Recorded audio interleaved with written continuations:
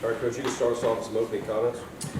Man, we learned to celebrate the wins in this season. It's everything's a fight and it's a challenge, and proud of our young men today. To shorthanded as we were, and the injuries that occurred today, we just it's a good Georgia Southern, solid Georgia Southern team. We credit to them. Proud of our kids for fighting, and defense kept them out of the end zone in the second half, I believe, which was big for us. And allowed us to kind of, with Chad going down, to kind of manage the game with Jason, which I thought he did a nice job. I thought he threw two really nice balls, one to AJ and one to Evan. Both, should have been called, I thought. And so I thought he managed the game well enough to get us to the end with the victory. And we'll take it. Our goal is to be 1-0 this week. We accomplished that. Check. And now we try to be 1-0 next week. All right, raise your hand. We'll bring a microphone to you. Obviously, the status of Chad. Yeah, I have no idea. They'll have to do an MRI and check it. Everything right now would just be speculation. So it is knee? Yes, a knee.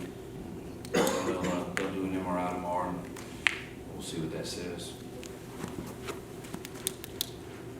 I saw you talking to him about it. What did he tell you about what he felt? I didn't see it because it wasn't a run play or anything. He just said after he stepped through, somebody rolled into him, and he says it's on the outside part of his knee, which is typically not the worst of cases, but we won't know until the MRI.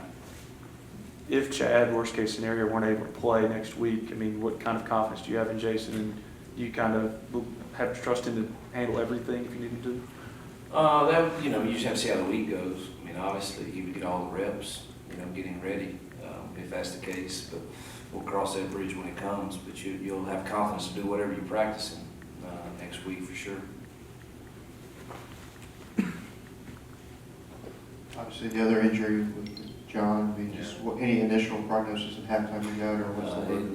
I don't know if you guys could see it, but I mean, it was totally dislocated, and I haven't heard. They did get it back in place out there, but I don't know the extent of the damage. I haven't heard yet, but it's been that kind of year for us, and whether it's a dropped interception for a touchdown that DJ had, or whether it's an injury that to key people. And man, Youngblood's been through so much, obviously with the loss of his father. He's been a captain, a leader, and it stinks to see kids go down to injuries like that to end their season.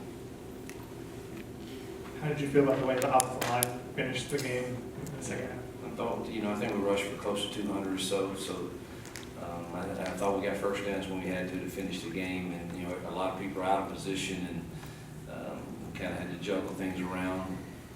Jordan and Durante are kind of banged up, but they gutted it out, and I thought they played solid, for the better part of the game, really. You look like y'all had difficulty running the ball early. Was that because the offensive line just kind of getting used to one another, new things, or what did you see then? Maybe some of that, but they probably had some good calls early on. We had to brought a lot of edge pressure early on, or inside pressure. They were bringing a backer quite frequently, and it can catch you, and it did early on. And we kind of went to more gap schemes so that we could control some of that. John was one of those guys that got a late scholarship in your first class. What did he end up kind of meaning to your program? I mean, I'm assuming that he's not coming back in the next 3 weeks. I don't see how he could from what witnessed out there, but man, he's just the model student athlete. When you talk about, we obviously don't force our faith on anyone, but for John, that was a natural part for him. So he obviously was a huge leader in the FCA part of our program. Academically, he's already graduated. You don't have to worry about him being all in and fighting. He's played so many different positions. He's just been, that's why they voted him a captain. And it was about a landslide. And he's been a lot to the program. First 20 minutes, they've got 21 points. Then they don't get in the end zone. What was the difference in that Yeah, we didn't get lined up on a touchdown, which is very frustrating on one of them. And the other two, we over-prepared for option, really. And then at halftime, we just said, let's play our base stuff and stop the inside zone. That's what really they were hurting us with, our quarterback zone off the sucker zone, where they pull the line one way and it goes the other. So we just started playing more physical in the second half and saying, we're not going to play for just option. What did you think of Javon's performance at center? I only saw one time where I thought the snap, well, twice. I thought 2 snaps kind of hurt us a little bit. I thought we had a touchdown on, I guess maybe the first possession. Pellerin was in on RPO. We had a slant behind a rock down safety and the stream was wide open. We actually came back to it the next play, and on the first one, the snap was low and Jason just didn't feel like he could have time to progress through that. And then right there at the end, look, something would happen with him and Eugene and Jason. Luckily, we didn't fumble it. So I'd say for not having any snaps in any game situations, he did remarkably well. What about Maneo? His job he did his first start. He made some tackles. We've just got to get more aggressive. We've got to fit things more downhill, and some of that again was we were so apprehensive of, man, we got to play the quarterback in the pitch, and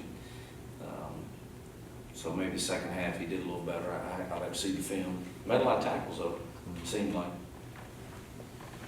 Kevin, someone might be kind of in the same boat you're in right now in terms of uncertainty of quarterback with Knight going down today. As a coach, when you go into a week, maybe when you don't know or when you find out you're not going to have your quarterback, how much of a challenge is that? How different is it? What do you do differently when you're preparing a first-time starter as opposed to a kid like Chad? Yeah, you definitely will be more in the box and try to carry your 5 run reads and 5 or 6 concepts and try to maybe make them look different a few different ways, but don't carry a whole lot more than that. And you hope you recruited some people behind your starter, and obviously we've got one here that we would think is going to be really good also, but there's 3 games left in the season and you certainly don't want to pull that red shirt. May go see if Ryan Buchanan wants to dress this week, in all seriousness. Oh, you being serious? I'm being dead serious. Hugh, what did you Brian think? heard that. Hugh, what did you think of the decision to go with the onside kick? Did you feel like that kind of maybe changed the course of the game? Ah, man, remind me what happened after that. Did we score? Yeah, 21 run. Yeah, I think we were rolling pretty good then, and he just felt like he was going to have to outscore us. And, I've been in the Sun Belt locker room playing in SEC stadiums, and, man, if you can pull 1 or 2 things like that steal you a possession, it's huge. Obviously, at that point, he probably felt like whether he kicks it deep or kicks it or takes that shot that we had a fairly decent chance of scoring because we had some rhythm right then. So I understand why he did it. Hugh, I know it's a week out, but do you know right now whether you would or would not consider Shea Patterson taking the red shirt off if that situation was necessary? Man, that would be very difficult for me to do at this point, I think. But again, everything's so new right now. Let's see what tomorrow brings, and we'll go from there. What did you think of Fadal's game? I thought Fadal played really well. Thought he had a great second half, and it's great to see him. We're going to need him to stop the run, in coming games for sure.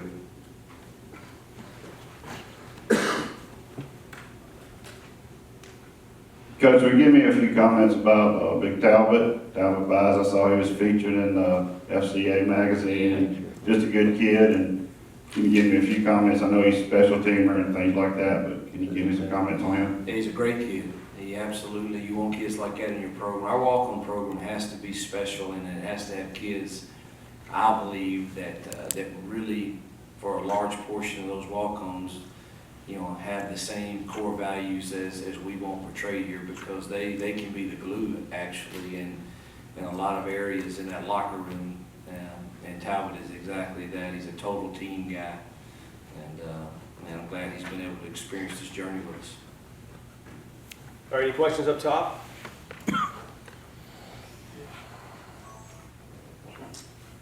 Coach, what's the most struggling thing, 4 games in a row, getting up at least 200 rushing yards for the defensive line? What kind of adjustments do you look forward to going into college season? I think our defensive line's played really well, actually.